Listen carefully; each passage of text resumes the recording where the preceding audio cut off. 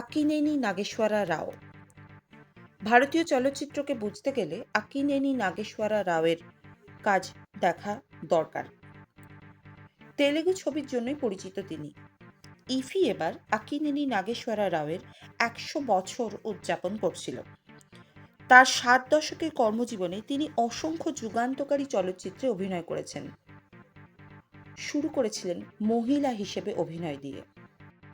এরপর ধীরে ধীরে তিনি বহু চলচ্চিত্রে অভিনয় করেন। ভারত সরকার তাকে পদ্মবিভূষণ, পদ্মভূষণ এবং পদ্মশ্রী উপাধিতে ভূষিত করে। দাদা সাহেব ফালকে পুরস্কারে ভূষিত হন তিনি ১৯৯০ সালে।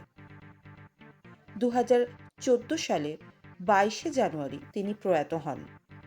৫৫তম ইফির অন্যতম আকর্ষণই ছিলেন আক্কিনেনি বা ANR। তাঁর সম্পর্কে আমরা শুনেছি তাঁরই পুত্র নাগার্জুনার মুখে। কথা বলেছিলেন অভিনেত্রী এবং রাজনীতিক খুশবু সুন্দরী। রইল সেই কথোপকথনের কিছু অংশ।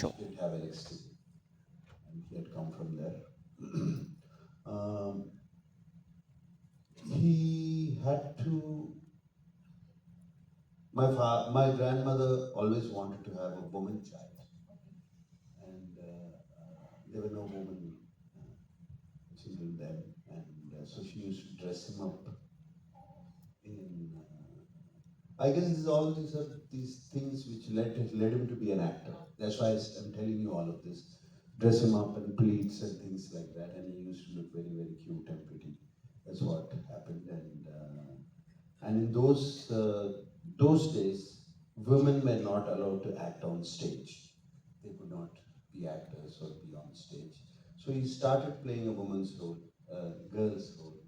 He first became a heroine on stage at a very, very young age of 15 or whatever. I don't remember. We still have the photograph of him that dressed up like a girl. He looked exactly like my older sister, Satya.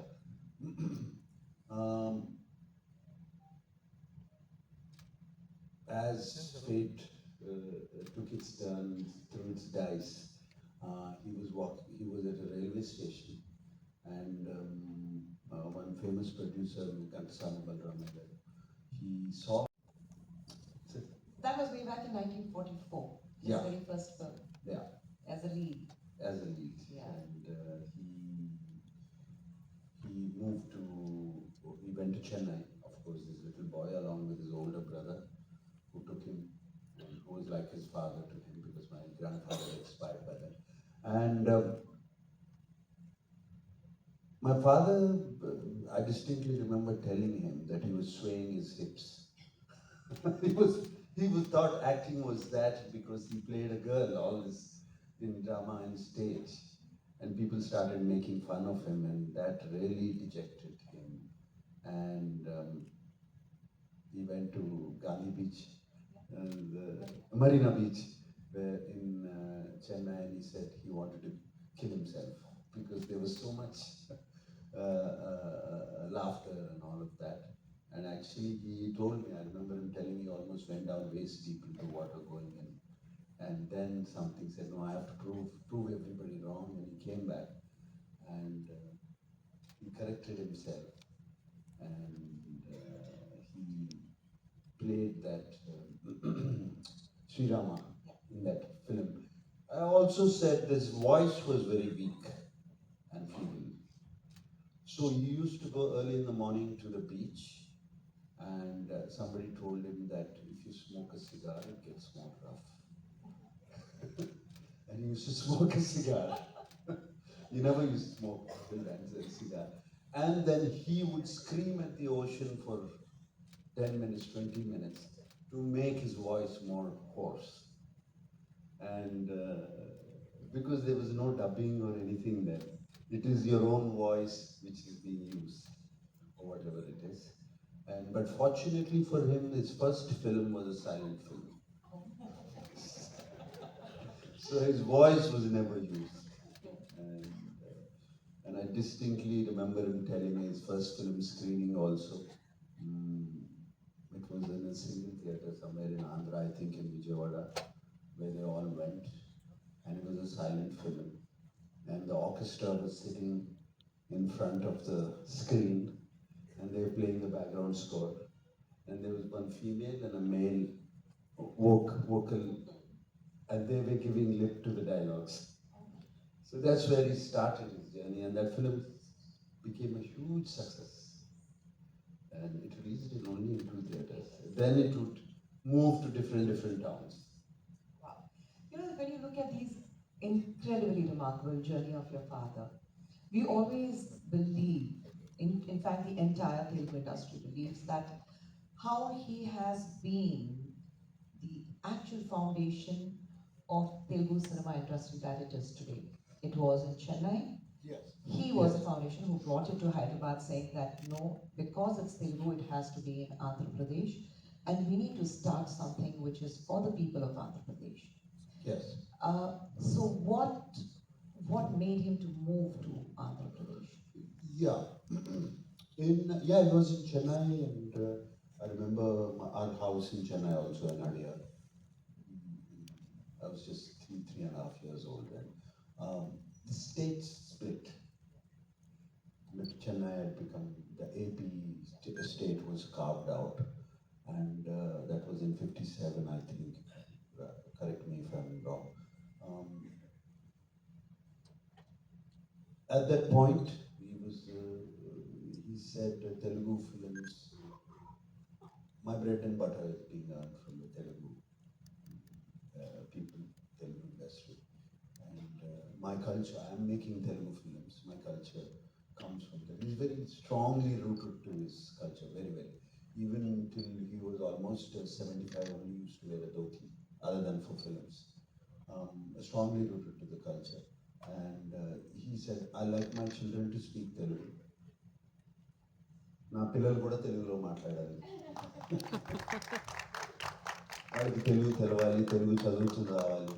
And that was his very strong rooted this thing. And he said, I'm earning from the Telugu people. I want to pay my taxes to the Telugu people. This is all his words, which I remember him telling me.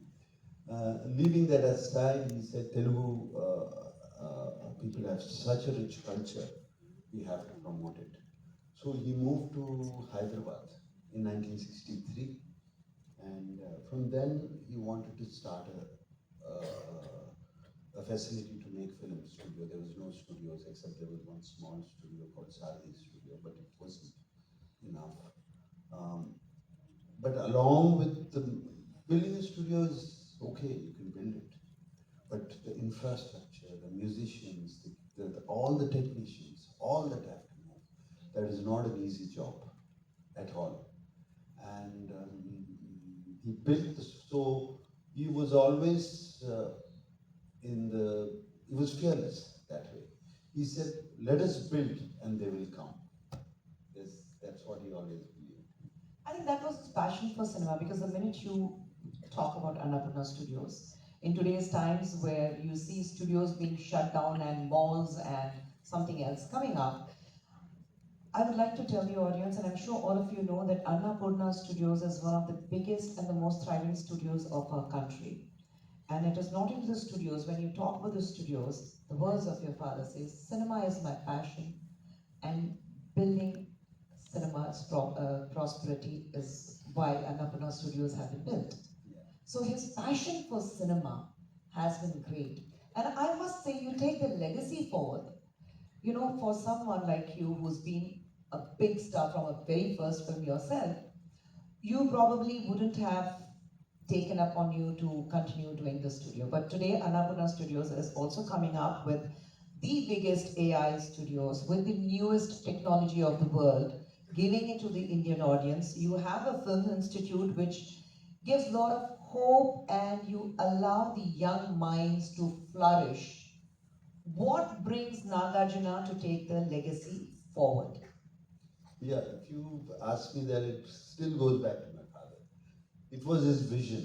It was his vision that moves us forward. And we see greatness in his vision. That's what drives us to move it forward. I won't take all the credit. It's just not me. It's the rest of my family who are all into this, who all like to move this forward. And So we started building this, taking it forward, and his vision was to have the best studio, um, the best infrastructure, the latest of technology, and we are very, very proud to say that we are preferred by right now by Netflix and Amazon Prime, and we have one of the largest virtual production screen, which is about 60 feet by 20 feet height, and we have dedicated a whole section for that. And when most of the top films, all the post-production gets done, we have the largest DI suites in the country there. And we have, I'm showing off a little bit, I need to sell my studio here. So, and when Rajamouli Garu wanted to do RRR in Dolby Vision, there was no facility anywhere in India, and that was one of the, he had to go to Germany to complete it, to do the thing. So at that point, the family, we all decided we're going to have the Dolby Vision, Dolby Cinema in our studio. So it's here now. It's here now. Hopefully, we will be able to launch it with Pushpa 2. So, Dolby Vision, Dolby Cinema, and Dolby Sound is one, and the Dolby Atmos Theatre is one of the 12 in the world, and we have it in India. Dolby Cinema is the first one in India, and we are exclusive to the Dolby. People came and visited us, and they loved our facilities, and they made us exclusive in India. No, if anybody in India wants to do Dolby Cinema, they have to come to us. That's great. But tell me something now, coming to you, we've been speaking about your legendary father, but I also want to come to you because technology, when you talk about technology, when you talk about the latest infrastructure or the new age cinema, what we talk about, does it also come because you are something to do with mechanical engineer? Does it come with that too? No, it really doesn't come. But it definitely, all the, any kind of education, whatever kind of education it is, I think it sharpens your mind, it makes you go into a kind of a discipline, and you approach every problem in a certain way instead of a very, what do you say, not in the right way. You know, you approach in the correct path. So father also had, for that reason, since he got up education in mechanical engineering, father also had the vision of saying that there's a college, there's something for all kinds of crafts, but not for cinema, not for filmmaking. We were never trained. Our training is as good as our boss. If the director, for an AD, if the director is good and he's open about teaching his students, the AD start growing. You know, they open up their mind. If the director is not like that, they always stay there. They never give him a chance. So he wanted to teach the basic skills of filmmaking. It's not that finally it's all up to the student, his creative mind that makes him whatever he is, and his zeal to work and his what he puts into it. But let us teach the basic skills, and that's when we started the Annapurna College of Film and Media, which was started about 14 to 15 years ago. We started this, and there's a long journey for that college. It went, and now it's in a place where we are very proud of it. And not just my immediate family, my family which came from outside, Amala, she takes care of it. She takes care of it beautifully, and we are training there. And that is also state of the art. It is affiliated to JNFAU. So we actually give students a degree there. That's lovely. But I would like to tell the audience that, you know, when he's talking about mechanical engineering and how it's learning, I have learned a thing or two from him. I don't know if you remember, we were shooting in Visakhapatnam. Yes. And we all used to, you know, there were no hotels, so we all used to be in guest houses. And I would eventually every other day wake him up at 2 in the morning because my AC would conk off. And then I would wake him up. I said, now my AC isn't working. So he would go down. And those days you used to have that fuse, you know. So you coil it, and poor guy, he would sit at mid-morning coiling that and fixed it. And then he got so fed up that he taught me how to do it. So he said, don't wake me up, you do it yourself. So I've learned a thing or two from you. But, you know, coming to family values, I see how close-knit family you are, whether you, your children, or Amna, everyone around. You pass on that to your children too. Yes. That, you know, whatever happens, the family has to stay together. You have to stay together at the right time, not necessarily being there for each other everyday basis physically, but you need to be connected with each other. Yeah. So how important is that? And how, you know, the most important thing is, how is that you pass on those values to your children of today's generation? Because there are a lot of youngsters who probably miss out on that part. And this is one thing which I want you to tell. When you talk about Akkineni family, they know that, okay, that's where they are, they're united. Yes, it was. I don't know where I believe. I'm not going to say my father never told me this, but I believe. I completely believe that finally, after everything is done, what you're left is with your family. You know, you can achieve this, you can achieve that, you can achieve greatness and all that. And finally, somewhere, you know, when you come back home, you're with your family.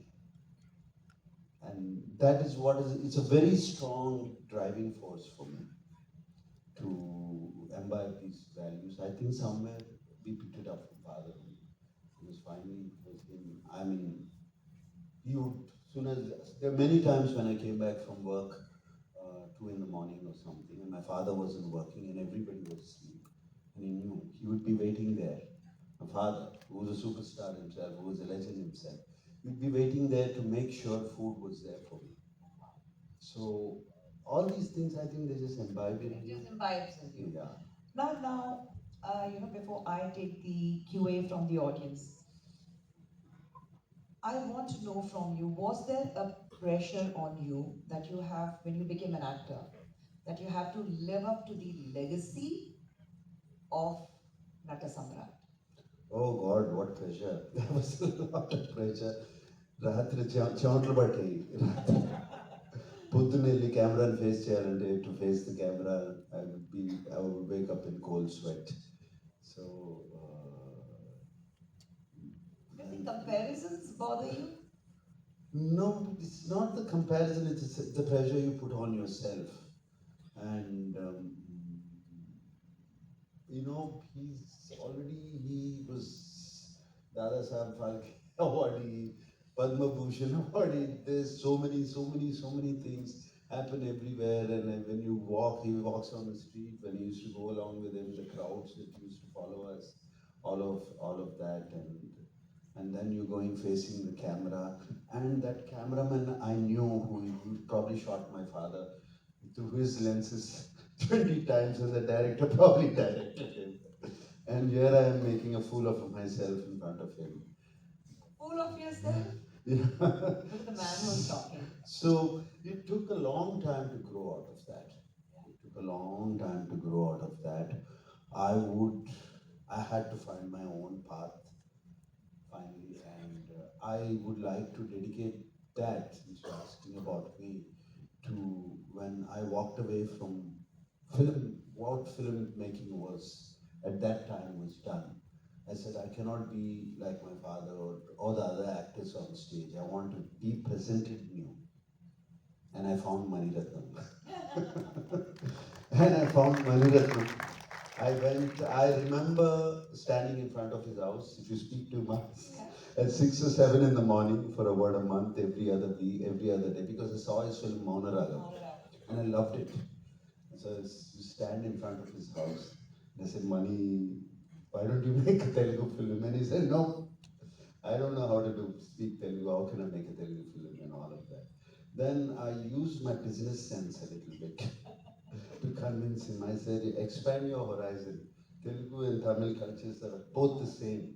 They both love. You see Telugu films run here and Tamil films run here. I think that he's an MBA, right? Yeah, businessman. So it worked for him, and I think that film changed my path. Gitanjali. Changed my path, and as I was shooting Gitanjali, I knew what I was doing is right. Then I got hold of Ram Gopal Verma.